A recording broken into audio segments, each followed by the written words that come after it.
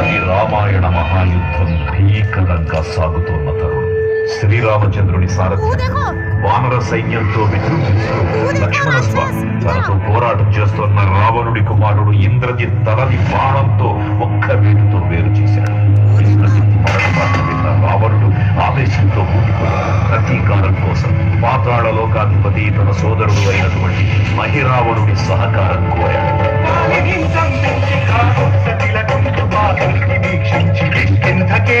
శ్రీరామ కార్యార్థమై లంకకే తెంచి ఆ జీవి మకర ధ్వజుడు అని తన పుత్రుడు మహాసముద్రాన్ని దాటుతుండగా నీటిలో పడ్డ స్వేదవిందు